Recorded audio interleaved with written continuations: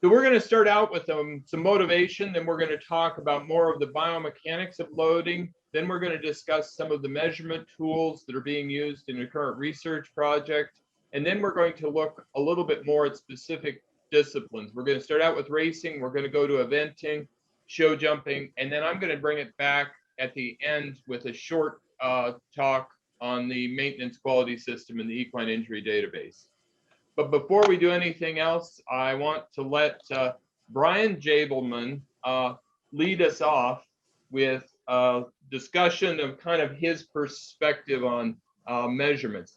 Brian Jabelman is the Senior Director of Track Operations at the New York Racing Association. Like our previous introductory speakers, Brian has spent most of his professional career in a wide range of positions in the equine industry. Brian has also worked in a wide range of locations from Ontario to Louisiana. When Brian started at the New York Racing Association, he came into a racetrack program with exceptional leadership and a lot of vision, but also facing some real challenges. Brian has been one of the leaders in the industry as he helps to ensure that there is complete daily data taken from all of the racing and training surfaces at NTRA. Brian, our focus on these talks is on turf, but I'd like to get your input on daily testing and documentation of racing surface data. Like everybody else pretty much in racing, you in North America, you grew up with dirt racing that dominated the sport. What data is measured daily from the main dirt tracks at New York Racing Association? Well, daily we measure the cushion, we measure the moisture. The guys were out there this morning just after training, measuring the moisture on the track with the TDR. Race days, we use the TDR before racing and after racing. Moisture's, as you well know, it's everything in this game. Not enough, you have issues, and too much, it's even worse. And we're actually right now preparing for a thunderstorm right now, so we're sealing up everything, and we're hoping for the best as we usually do, because weather has been very unpredictable lately. But we do a lot of measuring of the track. It's paramount. And personally, I like walking the track. I like measuring it myself. I like getting that feel of the track. If it's good for me to walk on, the equine athletes will have a much easier time of it. And I mean, if I'm struggling on it, they're going to struggle on it. It's that simple, that basic. I like to keep it safe for them. If they're safe, then the riders are safe. It's always good to get out and look and see at it. You can drive around all you want, but walking on it is probably the best way to go. Seeing is believing kind of idea. And it's nice to keep a nice, fair, even racetrack, even though the commentators will say this and that. When we're done preparing the track for the day, I know it's measured correctly and it's where it's supposed to be. So do you do those same measurements on the Belmont training track and the Oklahoma training track at Saratoga? We do everything. I mean, those surfaces are probably just as important as the racing surfaces because they see much more traffic, and measuring them and doing the moisture content is just as important, if not a little bit more, because the traffic out there is sometimes it's a little overwhelming when you watch the tracks after the breaks. It's like being in Manhattan watching the traffic. It's unbelievable. And there's a mad rush after the break. So how many total turf surfaces does NTRA currently have? One of those is new. The Aqueduct turf track is new, and was actually topical for today, was a direct conversion of a dirt inner track to an additional turf surface. We have 7 now. We have the 2 at Aqueduct, we have the 2 at Belmont, and we have the 2 racing turfs at Saratoga plus the Oklahoma training turf. So there's a lot of grass for, the racing public to watch. And I mean, it's even nice to watch horses train on the turf as well. I think that sometimes there's probably a little bit too much of it, but it is what it is. That's the culture that we have right now. Everybody wants turf racing. It's a mad rush for it. It's been like that for the last, I don't know, probably 10, 20 years, where everybody wants to have more turf racing.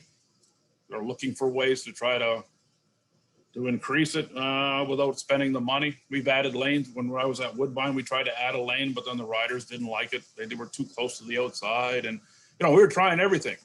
And it's it's exploding. So what type of grass is used on the track now? Here at Belmont and Aqueduct, or Aqueduct and Belmont, probably the correct way to say it, is it's all Kentucky bluegrass. It handles the weather well. It comes out of the winter better than the fescue. We use fescue and Kentucky bluegrass blend at Saratoga. Saratoga's lucky because they have the optimum weather. It's, you know, summertime, everything's growing good. So the fescue does a lot better up there, even with all the traffic.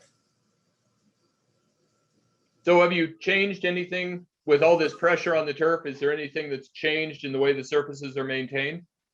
We've added a lot of equipment since I've gotten here. You know, we've got our new Pro Core. It's just adding labor. There's a lot to it. We've added all kinds of machinery to it. There's a bigger emphasis on getting the biggest bang for our buck right now. So we're constantly, you know, hiring a consultant and on top of it, you know, we can't measure this enough. So what are your big challenges then on daily measurements on the turf surfaces specifically then?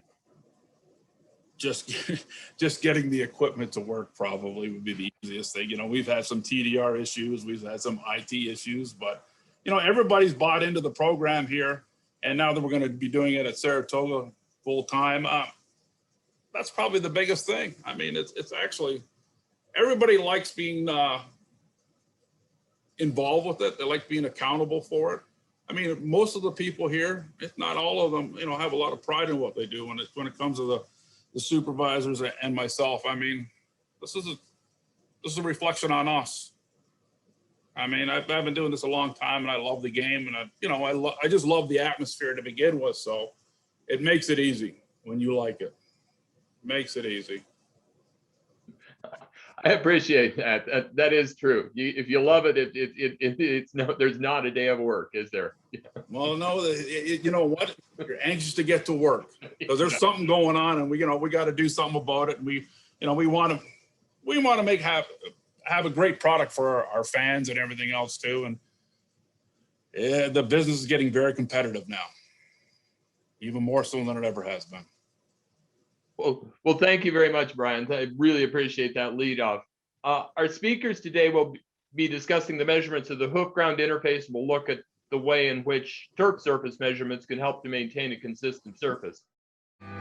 This is Karen, and this is her land. She's been here a long time, along with Mojo. The first fence post went up here. Now there's 5,000 of them. After the storm, she started the cleanup here. And when she needs some peace and quiet, she always finds it right here. This is more than just land, it's home.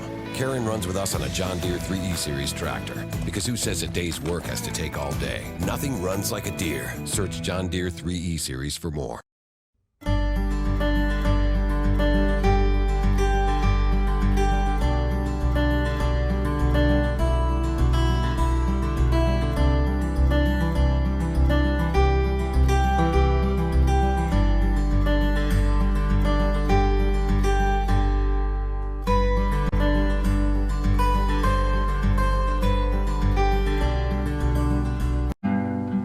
Being a teenager and in high school and middle school is not easy for girls these days. And they get to come here, spend time working around the farm, spend time with the animals, and not feel that pressure until we go to horse shows.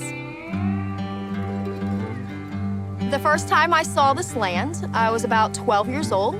I came here with an old mentor. I fell in love with it as a little girl, and I said I was gonna own it one day. My mother, when I was 4 years old, put me on a little pony walking around the zoo. That was it for me. Love at first sight. Like any kid, when I was younger, I wanted to compete more in the Olympics and go Grand Prix and do things like that. But I put that all on the side and realized I had a different agenda in life. I've taught about 800 kids in this area. A typical day starts early in the morning with feeding the horses. Then usually we clean stalls. This is a daily chore, sometimes twice a day. I'm always on the tractor, mowing, spreading things around, you name it. This is a John Deere 3025P. I love my tractor. I couldn't live without it. I like to just relax and be left alone. I call it my husband. He's very reliable, and it doesn't argue. It's so easy to use. My 68-year-old mother has never driven anything like this before, and she was scared to death of it. And once she did, she loves it. She drives it all the time for me and helps me out around the farm. Being here in Florida, we deal with a lot of hurricanes, so it can be very stressful when we're in the path of one. That John Deere helps me so much. We go around picking up debris, moving, pushing things with the bucket.